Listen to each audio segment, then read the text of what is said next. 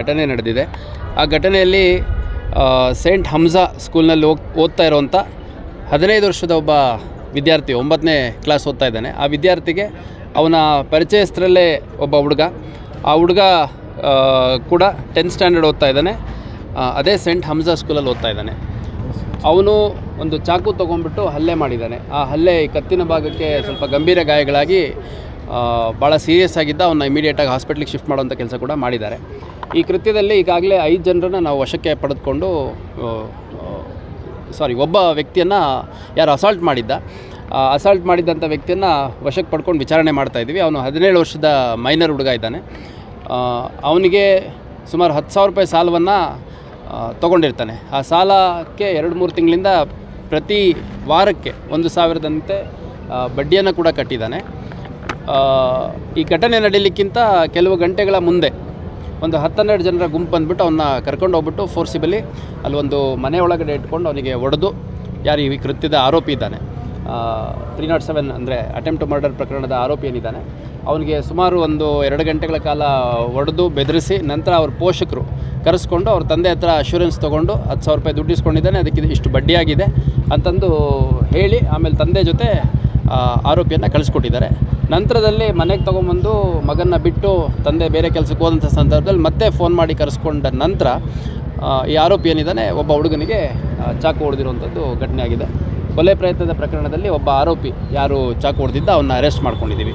ಅದು ಮುಂದುವರೆದು ನಮ್ಮ ವಿಚಾರಣೆಯಲ್ಲಿ ಕಂಡು ಬಂದದ್ದು ಸಾಕಷ್ಟು ಜನ ಈ KB ನಗರ ಅಂತ, ಕರ್ಕಿ ಬಸವೇಶ್ವರ ನಗರ ಅಂತ ಆ ಏರಿಯಾದಲ್ಲಿರುವಂಥ ಕೆಲವು ವ್ಯಕ್ತಿಗಳು ಈ ಮೈನರ್ ಹುಡುಗರನ್ನು ಉಪಯೋಗಿಸ್ಕೊಂಡು SSLC 8th 9th 10th PUC ಓದ್ತಿರೋವಂಥವ್ರು ಮತ್ತು ಬೇರೆ ಬೇರೆ ವಿದ್ಯಾರ್ಥಿಗಳು ಅಥವಾ ಸಣ್ಣ ಪುಟ್ಟ ವ್ಯವಹಾರದಲ್ಲಿ ತೊಡಗಿಸ್ಕೊಂಡಿರೋವಂಥವ್ರಿಗೆ ಐಡೆಂಟಿಫೈ ಮಾಡಿಬಿಟ್ಟು ಅವರಿಗೆ ವಾರದ ಬಡ್ಡಿ ಲೆಕ್ಕದಲ್ಲಿ ಹಣ ಕೊಡುವಂಥದ್ದು, ಅದನ್ನು ವಸೂಲಿ ಮಾಡಲಿಕ್ಕೆ ಕೂಡ ಅಪ್ರಾಪ್ತ ಬಾಲಕರನ್ನು ಉಪಯೋಗಿಸ್ಕೊಂಡಿರುವಂಥದ್ದು ನಮಗೆ ಪ್ರಕರಣ ಒಂದು ಬೆಳಕಿಗೆ ಬಂದಿದೆ. ಅದರ ಹಿನ್ನೆಲೆಯಲ್ಲಿ ಮೊದಲನೇ ಪ್ರಕರಣದ ಆರೋಪಿ ತಂದೆ ಏನಿದ್ದಾರೆ ಅವರೊಂದು ಪ್ರಕರಣವನ್ನು ಕೊಟ್ಟಿದ್ದಾರೆ. ಏನಂದರೆ ನಮ್ಮ ಹುಡುಗನ್ನ ಕಿಡ್ನ್ಯಾಪ್ ಮಾಡಿ ಕರ್ಕೊಂಡು ಹೋಗಿದ್ದಾರೆ, ಚೆನ್ನಾಗಿ ಹೊಡೆದಿದ್ದಾರೆ ಮತ್ತು ಚಾಕು ಆ ಥರದ್ದೆಲ್ಲ ತೋರಿಸಿ ಎದುರಿಸಿದ್ದಾರೆ. ಅದ್ರ ಜೊತೆಗೆ ಈ ಹಿಂದೆ ಅವನ ಹತ್ರ ಇದ್ದಂಥ ಮೊಬೈಲು ಮತ್ತು ವಾಚ್ ಎರಡನ್ನೂ ಕಿತ್ಕೊಂಡಿದ್ದಾರೆ ಮತ್ತು exorbitant rate of ಇಂಟ್ರೆಸ್ಟಲ್ಲಿ money collect ಮಾಡಿದ್ದಾರೆ, ಅಂದರೆ ಇಂಟ್ರೆಸ್ಟ್ ಕಲೆಕ್ಟ್ ಮಾಡಿದ್ದಾರೆ ಅಂತ ಒಂದು ಪ್ರಕರಣ ಕೊಟ್ಟಿದ್ದಾರೆ. ಅದರ ಅಡಿಯಲ್ಲಿ ನಾವು ಎಕ್ಸ್ಟಾರ್ಷನ್ನು, ಕಿಡ್ನ್ಯಾಪಿಂಗು, ಆಮೇಲೆ ಆರ್ಮ್ಸ್ ಆ್ಯಕ್ಟ್ ಸೇರಿದಂತೆ ರೈಟಿಂಗ್ ಪ್ರಕರಣಗಳನ್ನು ಒಳಗೊಂಡಂತೆ ಒಂದು ಪ್ರಕರಣ ದಾಖಲು ಮಾಡ್ಕೊಂಡು ಅದರಲ್ಲಿ 5 ಜನರನ್ನು ನಾವು ವಶಕ್ಕೆ ತೊಗೊಂಡಿದ್ದೀವಿ. ಆ 5 ಜನ ಏನಿದ್ದಾರೆ 5 ಜನ ಅಪ್ರಾಪ್ತ ವಯಸ್ಸಿನವರಿರುವಂಥದ್ದು ಕಂಡು ಬಂದಿದೆ. ಆ ಪ್ರಕಾರ ಅವ್ರಿಗೇನು ಜುವೆನೈಲ್ ಜಸ್ಟಿಸ್ ಬೋರ್ಡ್ ಮುಂದೆ ಪ್ರೊಡ್ಯೂಸ್ ಮಾಡಬೇಕು. ಅದ್ರ ಜೊತೆಗೆ ಇವರು ಹಣ ಕೊಡಿಸ್ಲಿಕ್ಕೆ ಕ್ಯಾಂಡಿಡೇಟ್ ಹುಡುಕ್ತಿದ್ದಂಥವ್ರು ಮತ್ತು ಹಣ ಕೊಟ್ಟ ಮೇಲೆ ವಸೂಲಿ ಮಾಡಲಿಕ್ಕೆ ರೋಲ್ ಇರೋವಂಥವ್ರು. ಹಣ ಕೊಟ್ಟವ್ರು ಯಾರು ಅದನ್ನೆಲ್ಲ ನಾವು ಒಂದು ಸಮಗ್ರ ತನಿಖೆ ಮಾಡ್ತಾಯಿದ್ದೀವಿ. ಸಾಕಷ್ಟು ಜನರ ಹೆಸರು ಕಂಡು ಬಂದಿದೆ. ಅವರೆಲ್ಲರನ್ನೂ ಕೂಡ ವಶಕ್ಕೆ ತೊಗೊಂಡು ವಿಚಾರಣೆಗೆ ಒಳಪಡಿಸುವಂಥದ್ದು ಮಾಡ್ತೀವಿ. ಮತ್ತು ಭಾಳ ಸ್ಪಷ್ಟವಾದ ಒಂದು ಸಂದೇಶವನ್ನು ಈ ಸಂದರ್ಭದಲ್ಲಿ ನಾನು ಕೊಡಲಿಕ್ಕೆ ಇಷ್ಟಪಡ್ತೇನೆ.